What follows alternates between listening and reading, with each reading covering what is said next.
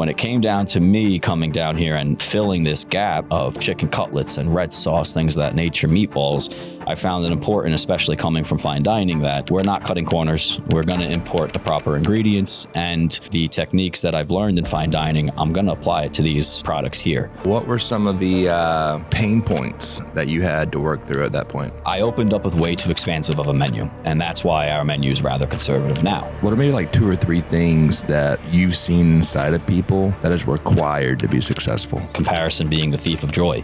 None of them compare themselves to someone else. Besides everything you've talked about, what else has people hooked? Apart from the food, I would say the service. Where did you get this love for food from? I was always in the kitchen with my mom, always in the kitchen with my grandma. There are pictures of me cleaning and deveining shrimp, growing up in your standard immigrant American Italian household.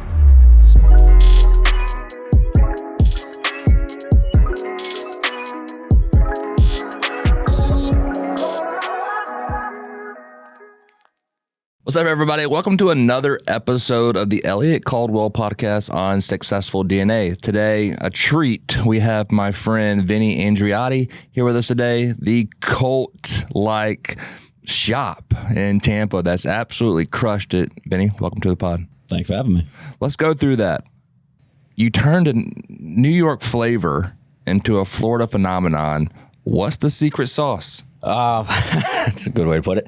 I would say I wasn't the New Yorker that came down here looking to bring everything that we have and try to cut corners around it. So many people that come down here and they try to use the New York name or brand associated to it. And then they come to realize that down here, better yet, at home, everyone is cold fermenting their pizza dough. They're cold fermenting their bagels. It allows for the yeast to double in size over a longer period of time. It creates a much more deeper flavor within the crust, also within the rise.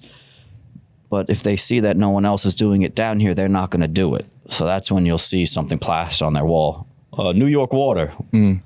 It's just softer water. It's less treated, right? So when it came down to me coming down here and filling this gap of chicken cutlets and red sauce, things of that nature, meatballs, I found it important, especially coming from fine dining, that we're not cutting corners. We're going to import the proper ingredients and the techniques that I've learned in fine dining. I'm going to apply it to these, products here so that we can amplify flavor, texture, moisture, so that if we're opening up a market on something, we're going to set a really high standard for it. How hard is it? I'm assuming you're importing product from Italy. How hard is it to get the product over here now with the tariffs and everything? Or it's hit and miss. Some ingredients, because they have longer shelf life, like let's say canned San Marzano tomatoes, our Italian import exporter, they buy in such large quantities that he's told me, he's like, Vin, you're good. Do not worry about price on this. But if you take a look at our grated Parmesan or Pecorino, I am getting calls, so like, hey, you're going to experience, a couple dollars here, a couple dollars there. And being the fact that we pick up so much of it, yeah, it's annoying, but enough of it moves that I'll happily take the hit and not have it reflect on the customer. And we'll get into the details, but even when you started your more ghost kitchen, like what went into picking the ingredients that you ended up picking? Prior knowledge beforehand. Yeah. I knew if I'm making my red sauce and vodka sauce, I'm using San Marzanos. They are the primo tomato. They're less acidic, so if you've ever heard of someone adding sugar to their red sauce, it's to round out the acid. It doesn't actually remove it. It just rounds it out, right? It doesn't make it as bright or, kind of puckering in your mouth. But a San Marzano naturally doesn't have that acidity, right? So I knew what I wanted ahead of time. It just came down to who has it. Yeah. How can I get my hands on it? The most difficult item was bread. That was the most difficult to source. And where do you get that from? So I get that from I would call them like a New York import exporter, that they have so much of the stuff that we grew up with on the shelves that are up there. They then supply that all over the state. So our bread is actually from Staten Island. That was not an easy find because the bread down here, everyone associates to something more of a softer roll, right? Something that might be great for Philly cheesesteaks, something that might be great for a Cuban sandwich. But if you put red sauce onto that type of bread, it just disintegrates. Mm-hmm. You need something with a crusty exterior, with a denser crumb structure, so that everything maintains its integrity. Let's go back to your roots. Growing up in Long Island, what are some of your earliest memories of like Like, where did you get this love for food from? Growing up in your standard immigrant American Italian household. I was always in the kitchen with my mom, always in the kitchen with my grandma. There are pictures of me cleaning and deveining shrimp. Who was the first one to move to the States? It was actually my grandpa who came in. It was 1933. Cool. He was on the SS Rex, got to Ellis Island, made it to the Bronx. And then my mom, we moved out there. I was a couple of years old. That's cool, man. And how did like your Italian heritage like influence your shop now and everything you got going on? Well, I think pop culturally, it definitely had an effect, right? Everybody loves Italian, right? And I wanted, in terms of marketing and branding efforts, I did want to use that, but I also wanted to rather unapologetically and authentically use me, right? I am probably your more stereotypical generic New Yorker. Definitely not the ones that are over the top that you'd make a reality TV show based on. But I think every single friend group from every single town has a quote unquote Vinny in their group. You took a risk leaving the finance industry to do what you're doing. At what moment did you say, screw it, I'm going all in? When did you graduate? I graduated in the fall of 2014. Okay. So I fell out of love with finance very quickly. I was exposed to the world of investment banking and stocks and all that rather quickly. Bottom of the barrel people. There was a handful of people that I was working with that I could actually consider a good person. And the work we were doing was far from fulfilling.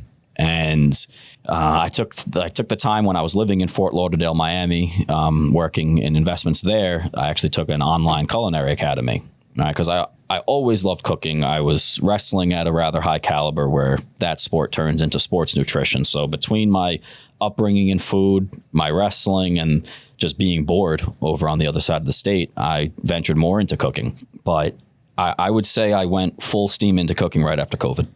Did you wrestle in college? I refused to.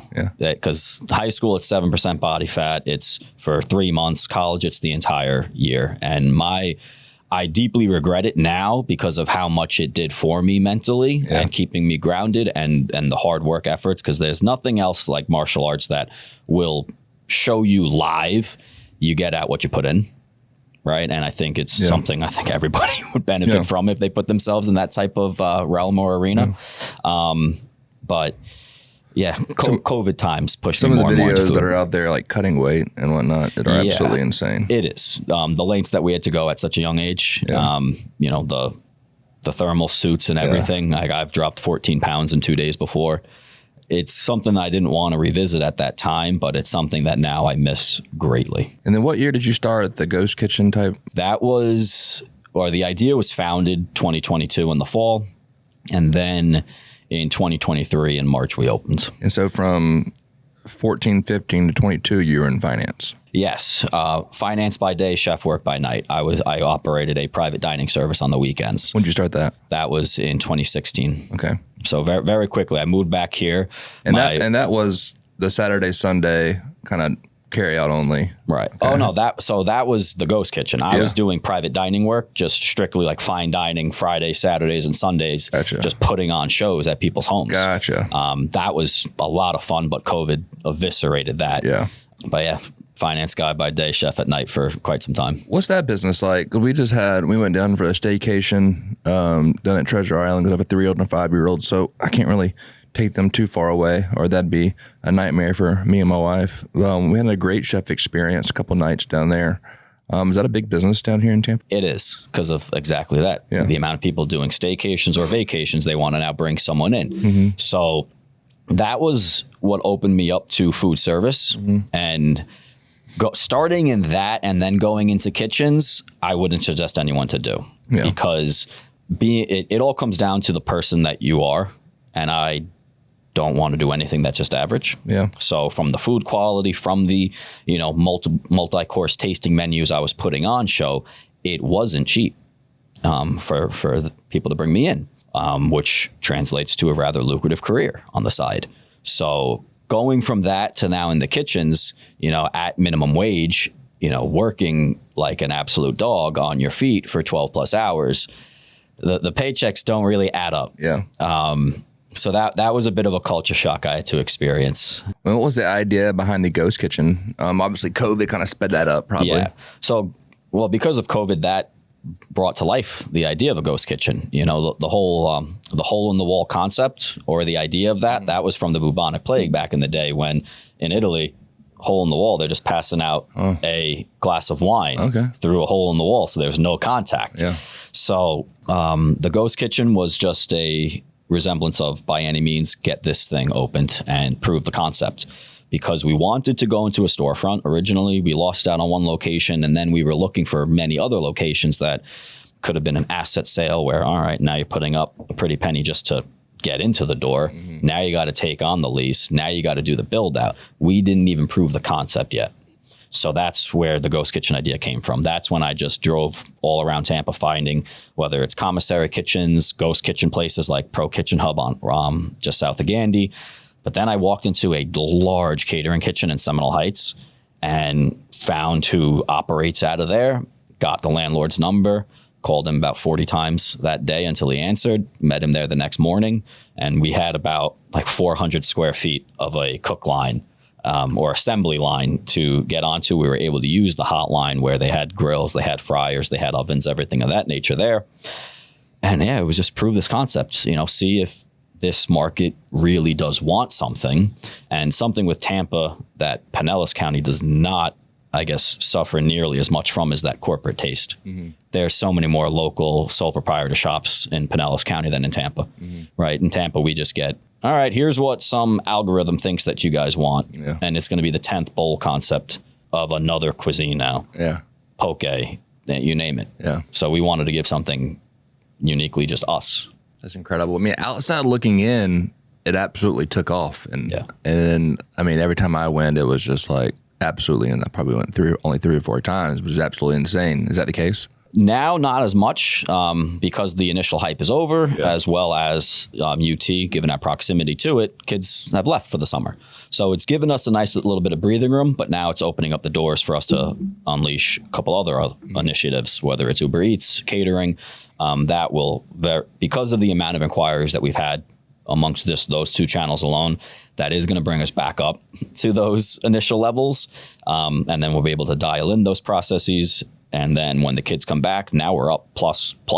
Yeah. So everything that we've done has been rather strategic and methodical. We're not just trying to piecemeal anything together. That was what the ghost kitchen was for, you know, scratch our knees in there. But now it's still pumping. But the introduction of online ordering for pickup has definitely decreased the mayhem inside the dining where everyone was sardine packed. Obviously, the tables are still a concern. We only have 3 plus that standing bar. Mm-hmm. We didn't know the size, or the true size of this juggernaut that we had. Mm-hmm. So the place was a deli before us. They didn't have 20, 30 tables looking like Cat's Deli in Manhattan, right? We truly didn't know the size of what this was going to be. The biggest day in sales? About, I would say, 13. That's awesome, dude. Yeah. And the initial weeks, too, there were times where we were slicing, pounding, breading cutlets on the fly. Yeah. And then, like, on a daily average, what are you, like, trying to get to from a goal perspective? Well, on financial projections, it's just 2,500. Wow. If I were to ever see that, I'd probably grow a couple more gray hairs. I might even lose half an inch of the hairline. Yeah. But that's never been the case. Yeah. So we are doing backflips in that regard. That's cool, man. And then besides everything you've talked about, what else has people hooked on your store? Apart from the food, I would say the service.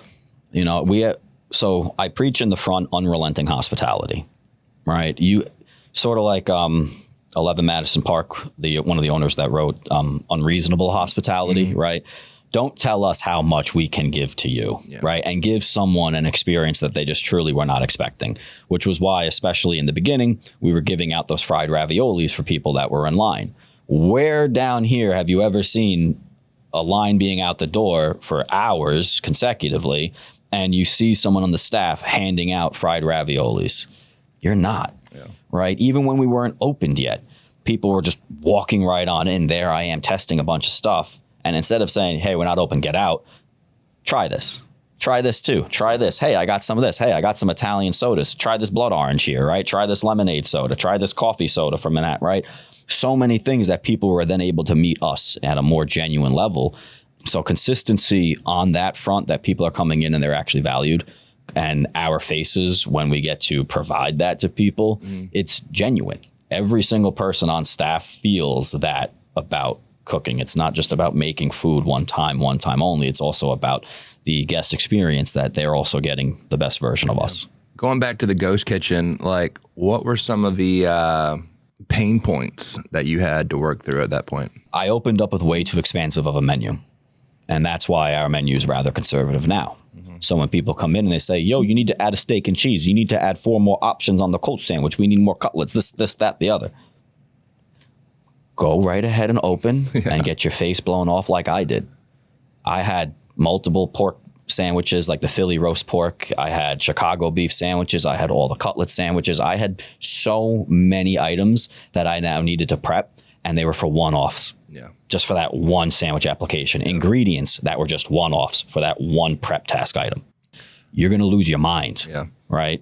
Focus on doing a few things great, not a bunch of things mediocre. I have 11 items on the menu. And what was the most you had? In there was probably close to 18, 19. Yeah. And they were just so... You spend time prepping these items. And you just cut it in half, basically.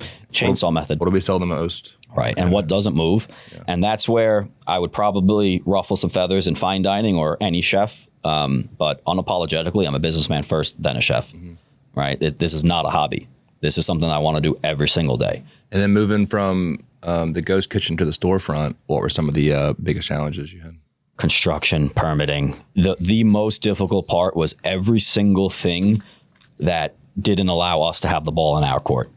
Because since we got our CO, I did 4 weeks straight of 105-hour weeks, then down to 90, then down to 80, then down to 70. Now I'm resting at 65.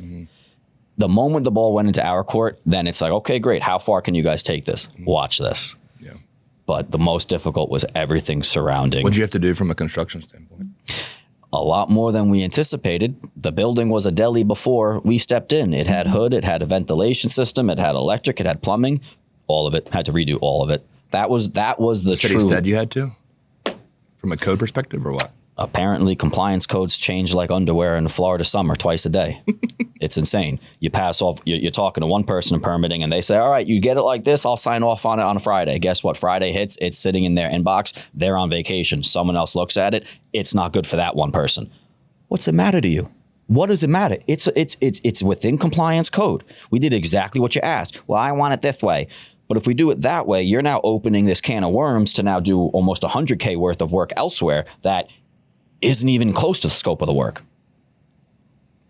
If I knew the power some of these inspectors had, I would have went into that too. Did you self-fund all this, or did you get a loan? Or Yep, self-funded.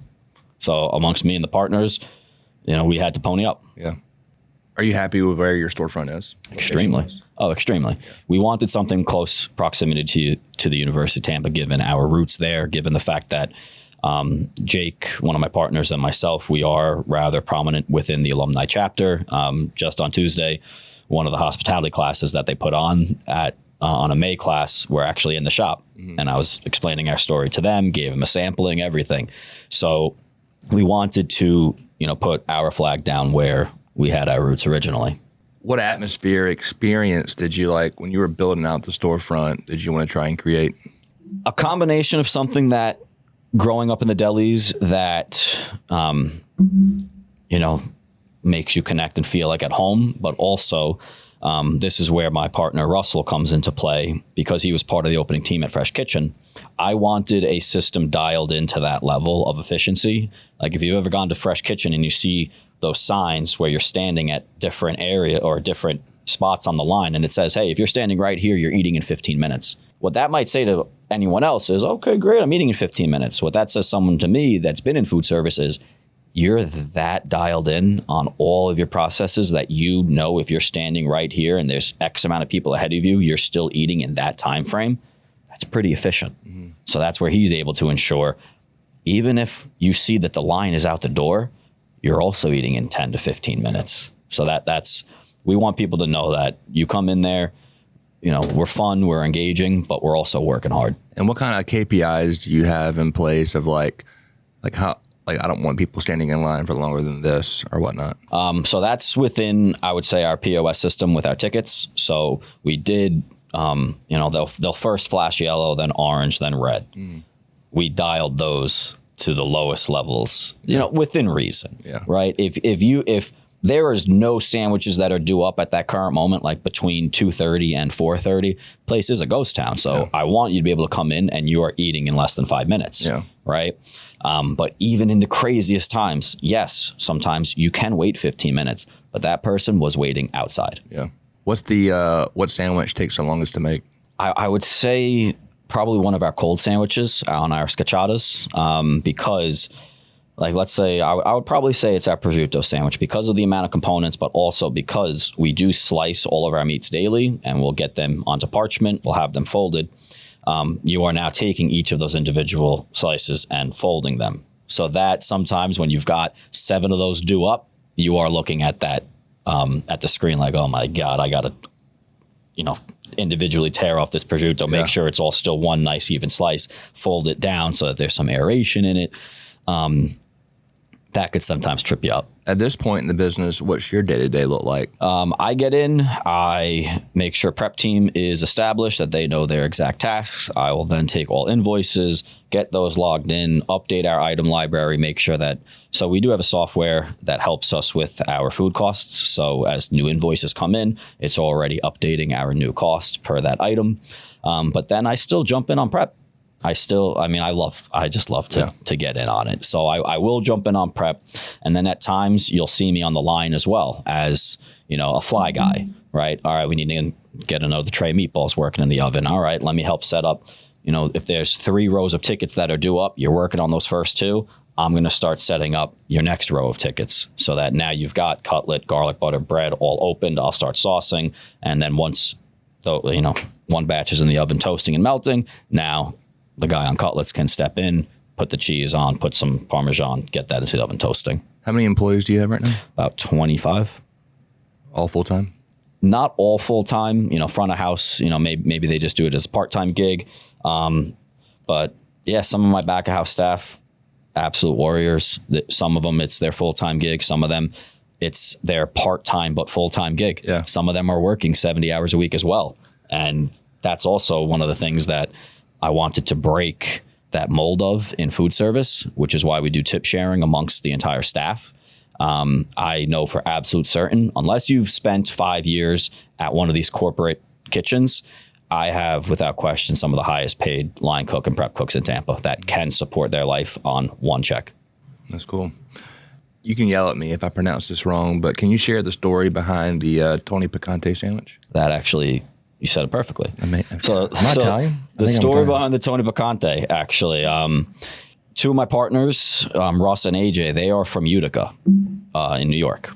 So they have this dish called chicken riggies, which they never really explained to me what it all is. They just kept on saying chicken riggies, where it's like, guys, you need to give me some context here. So I spent the time to search it up. Ultimately, riggy sauce is like a spicy vodka sauce. So one day I made one. And originally, it was meant to go on to one of the beef sandwiches that we had so we could move more beefs. In my head, I did have an idea for a chicken version, but AJ, a.k.a. Tony, decided, I'm going to take the sauce and put it on a chicken piece right now. So yeah, he ultimately made the sandwich before I just simply got ahead and made it. If so facto, Tony Picante. I have to hear that often. That's funny. Is that your highest selling piece? One of them, yeah.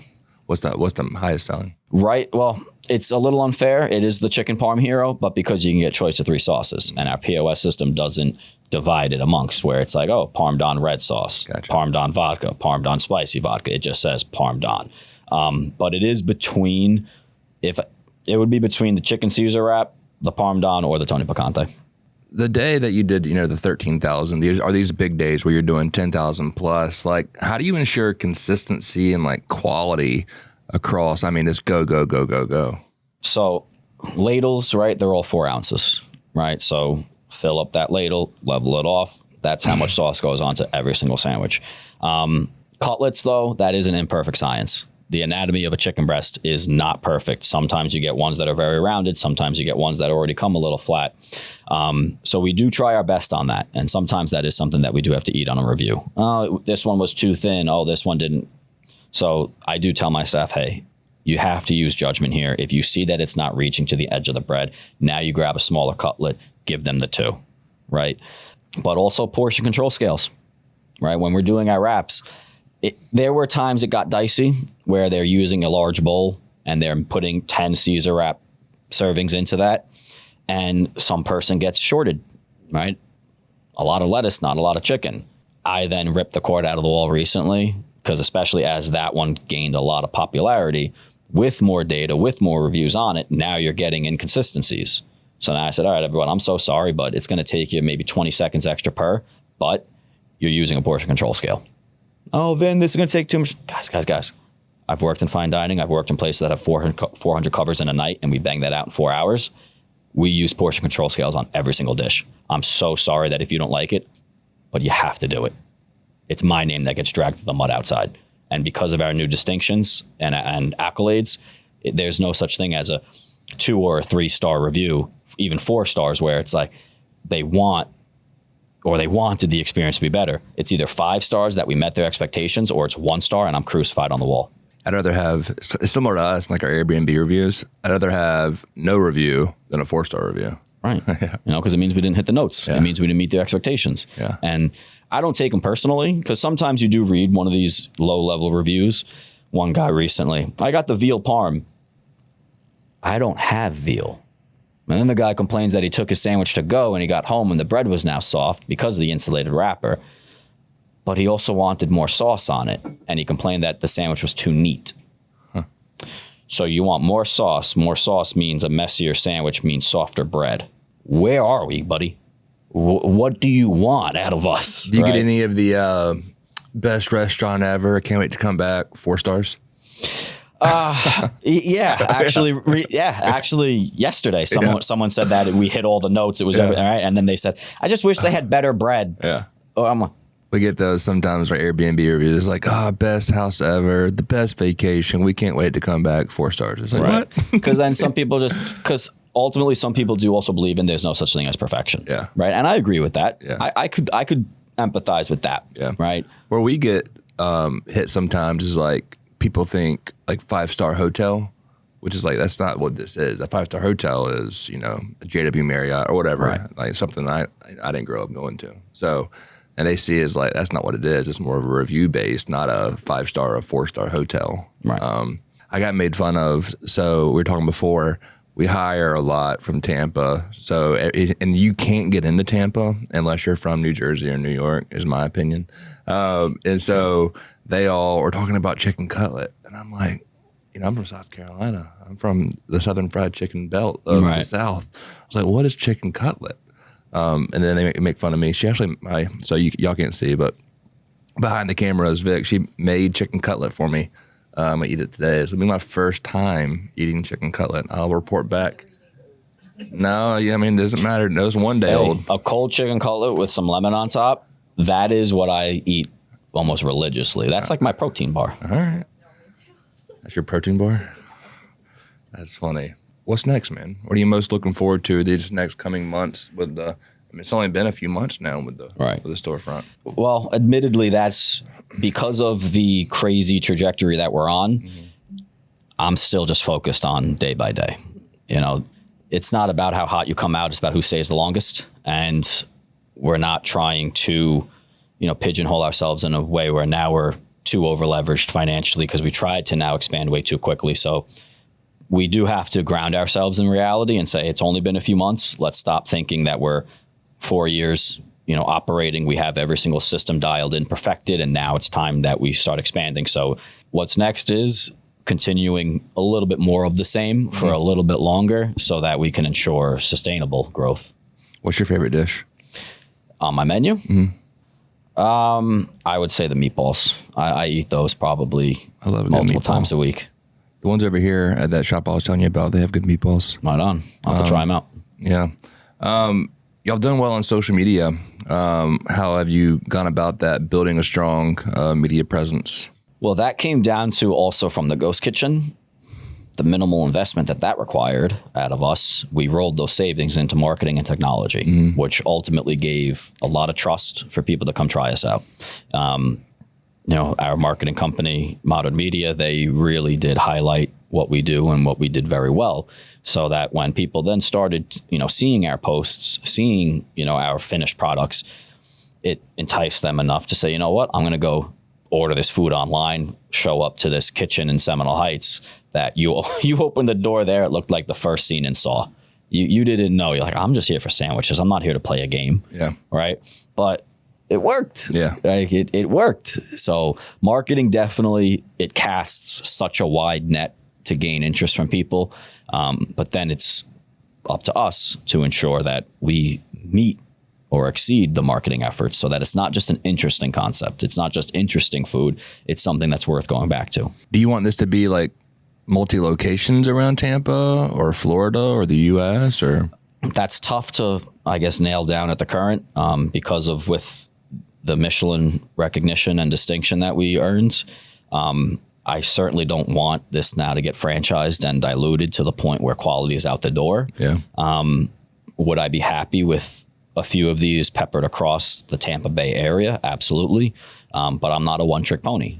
I'd love to send myself to Italy, learn all things pasta, learn all things dough, go up to Florence, learn how a Florentine-style steakhouse operates, and then bring something go with here. You, bro. There you go. Yeah, come on. I heard it's nice out there. Yeah. You in? Okay. It'd do well in downtown St. Pete, I feel like. I would love something in St. Pete.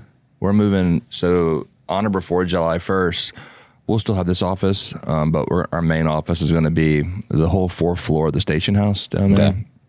They have the rooftop patio and whatnot, and we're looking forward to that because the only place we can like walk to eat here is the Olive Garden and the Italian place. So it's like fake Italian and real Italian. Right. And it's like, I love Italian, but it's like, you got to diversify yourself at points. Have to. I know I can't eat the same thing every single day. Yeah, that's funny. How do you approach like staff training and like maintaining a cohesive like team culture? I was definitely a bit of a drill sergeant at opening training when it was just, hey, this is all we're doing for this next week, everybody.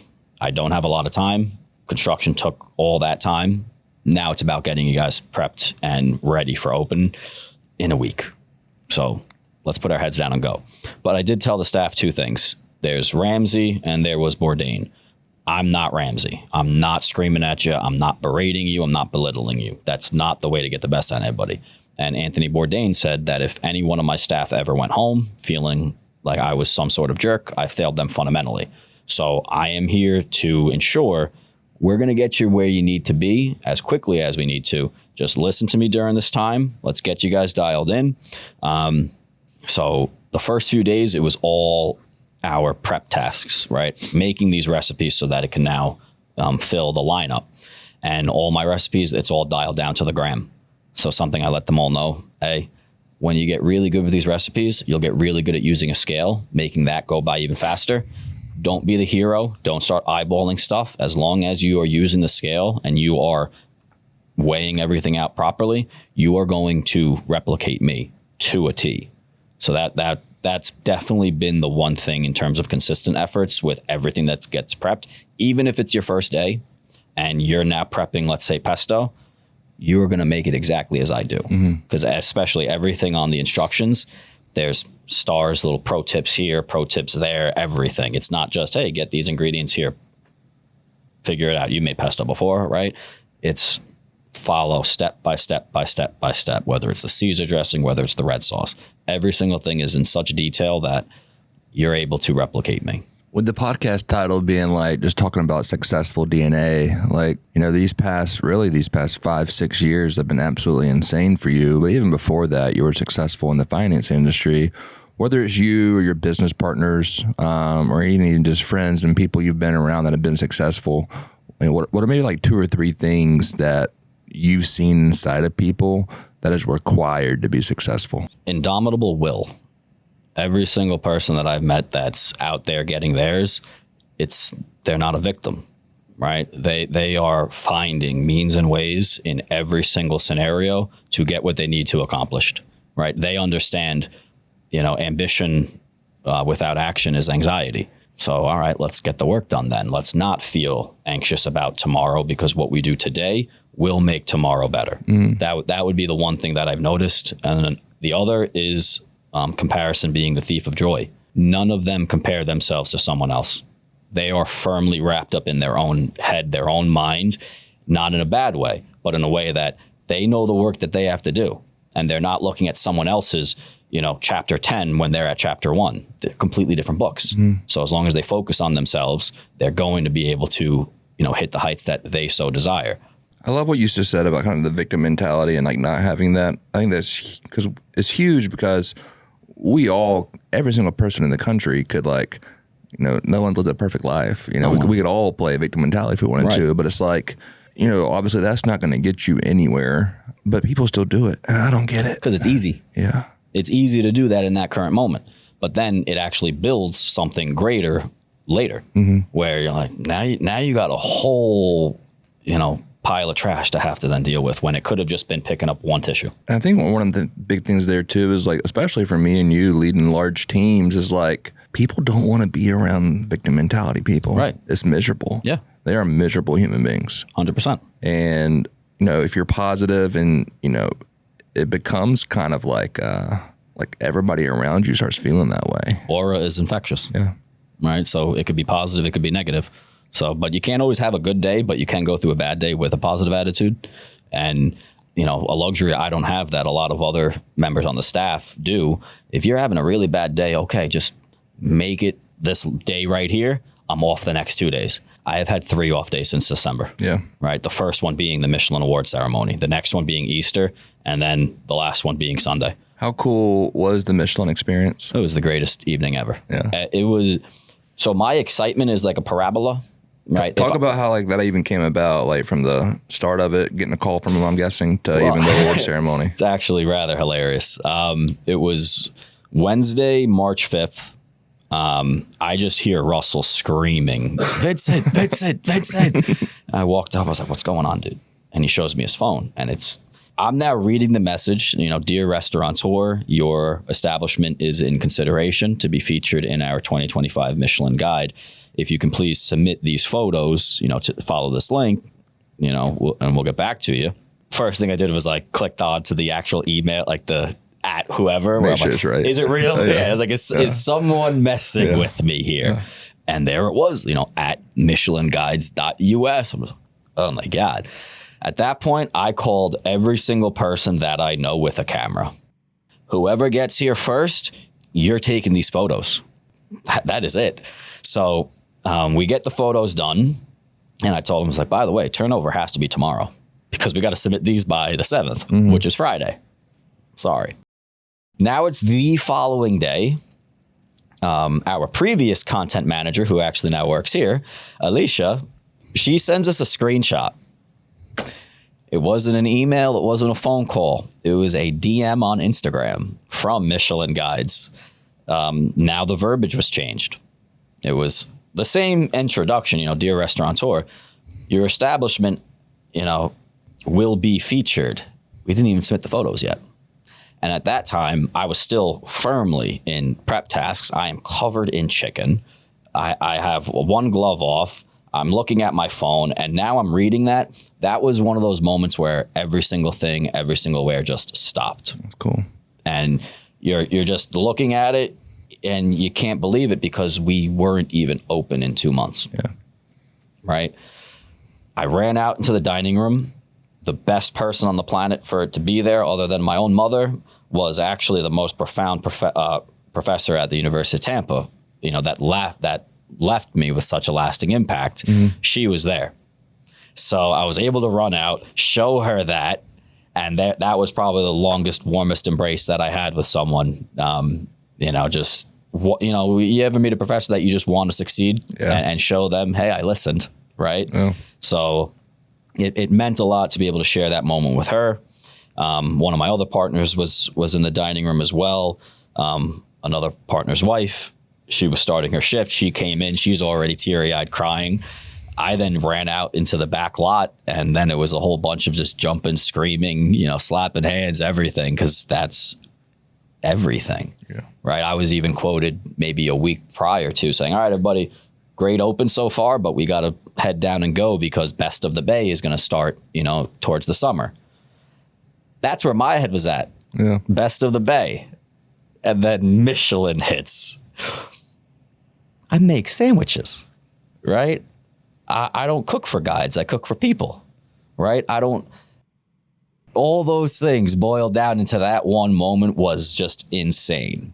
And the next week we get the invitation to go to the ceremony the same day that I guess they published the guide. So now you're starting to see, all the community feedback towards us. And that's when I just looked up. I said, I'm not taking off until that day. Not happening. Like it was March 14th. And I said, all right, I'll see you April 17th every single day in here. I'm not stopping until that day. So going out to Orlando, it was just Russ and I. We get out there and everything was existential. I couldn't be too excited and animated because I was more so just, what? There are chefs pulling up and they have stars tatted on their necks. They've seen each other there every year now since the guide started here in like 2022, right? But hospitality, everybody's very social. So they're asking like, hey, who are you guys? I'm like, well, who am I? I make sandwiches, bro. So we start explaining our story to people and then they ask, oh, when'd you open? I said, January. And that's when their faces went blank. We're like, You opened in January. This is what you make. And you're standing here with us right now. I'm like, I guess so, man. What's up?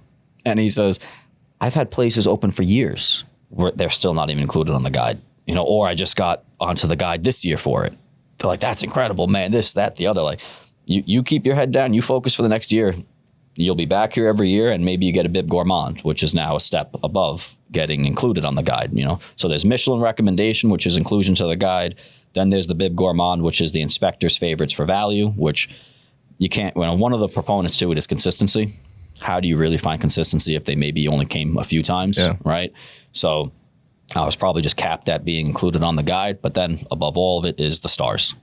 But yeah, being there that night, sitting there during the ceremony, and they now start naming, all the new places included on the guide, and you see Cousin Vinny's on this giant board, and I get to walk up, stand on the stage. It was just incredible. It's what you work for, A lot of hard work and just everything. And just to stand, I ran into the critic for the Tampa Bay Times for food. She was there. She asked me afterwards if I feel disappointed that I didn't get the Bib Gourmand. I gave a very short answer, like, no, I'm just grateful to be here. But I guess deeper, I was taking caviar bumps, sipping champagne with the best chefs in Florida. I opened just a few months ago. If I couldn't just be grateful for that one moment, in that one evening, I'd be damned forever because that means I'm never fulfilled. Mm-hmm. I'm never grateful of a single moment, which means I'm always going to be chasing something. For that one evening, just let me be happy with this. Were there any more sandwich shops a part of? A few. There's one in downtown that before we opened, I said, that's the marker. They've made it onto the Michelin guide already. I'm not focused on another concept in this area. They made it on the guide. We will in time. But then Big Ray's Fish Camp in way South Tampa, they also got included onto the guide as well. So they are opening up to some more of these local shops on a casual dining fare. So that's opened the door for us to get in. Let's end with this. What would you consider to be the definition of legacy, and what do you want your legacy to be? The definition of legacy is, I guess, even after you're all gone, are you still spoken about, right? Is what you've built still being, pumped out, provided to the same levels, the same compassion, the same desire that you set out, right? What was the second part of the question? What do you want your legacy to be? That we made the people happy. That we gave the absolute best version of us every single day. And that's the lasting impression that we gave to them, that they wanted some good food, they got the good food, and they know every single time that they come, it's exactly as what they're expecting it to be. Well, I love your story, man. That's absolutely incredible. I love your sandwiches. They're even better. Guys, thank you listening for another episode of the Elliott Caldwell Podcast on successful DNA. Vinny, where can they find more about you? You can come to our shop in Tampa, 1331 West Cash Street. You could also find us on Instagram at Cousin Vinny Sandwich Co. Feel free to stop in, say hi. Love to introduce myself. You're there every day. Every day. I'm heading right back there now. Well, thanks, bro.